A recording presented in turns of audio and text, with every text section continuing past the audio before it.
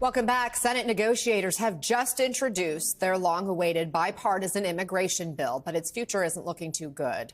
House Speaker Mike Johnson already calling it dead on arrival.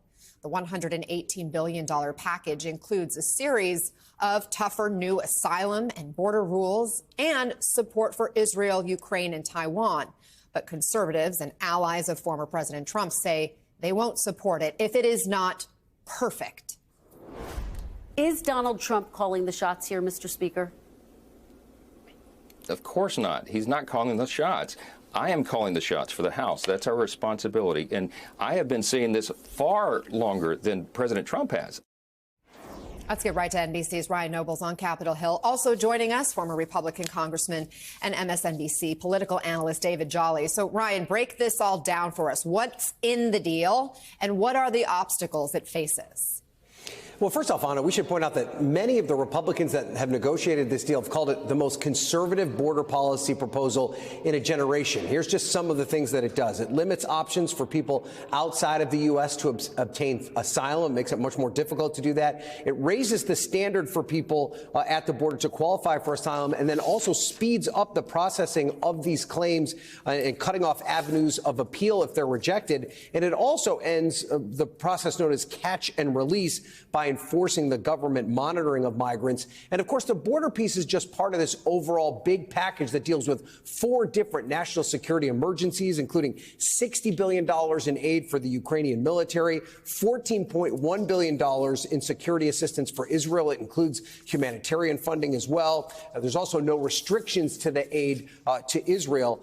But there are a ton of obstacles right now. It's facing pushback from some Democrats in the Senate that are concerned about the immigration policies going too far and also concerned that there are no restrictions on that aid to Israel.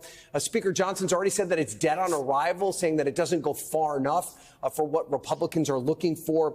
And of course, the big factor looming over all of this is the former President Donald Trump, who would like to use immigration as a campaign issue, does not want to give Joe Biden any sort of win when it comes to these negotiations. And so former President Trump hammering this package, putting a ton of pressure on rank and file Republicans, who many of their supporters are big supporters of Donald Trump as well.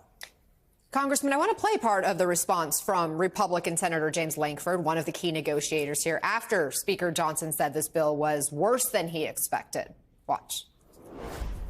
I'm a little confused how it's worse than I expected when it builds border wall, expands deportation flights, expands ICE officers, Border Patrol officers, detention beds, how it creates a faster process for deportation, how it clears up a lot of the long-term issues and loopholes that have existed in the asylum law, and then gives us an emergency authority that stops the chaos right now on the border. So I'm a little confused.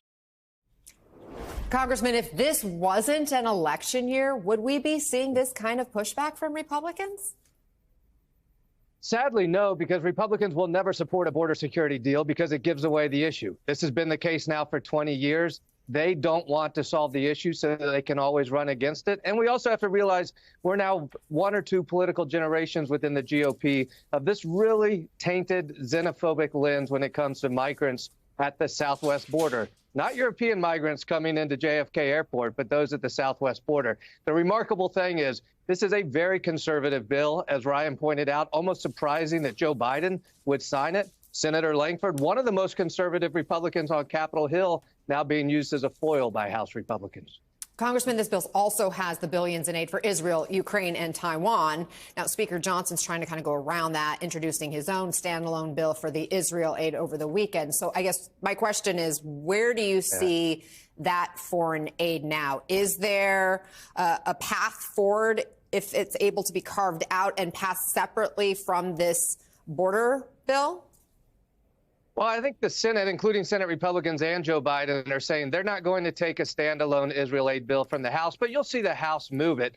Look, we all remember how a bill becomes a law from being kids. At this point, they do have to get together. If there was one short-sightedness in the Senate immigration bill, it's that there was not involvement of House Republicans. Well, that doesn't mean Speaker Johnson needs to walk away. Now's his time to negotiate their version of an immigration bill, see what a compromise is. That's true on the foreign aid bills for Israel and Ukraine as well. So, Ryan, House Republicans are also moving forward today with their push to impeach Homeland Security Secretary Alejandro Mayorkas. What's the latest there?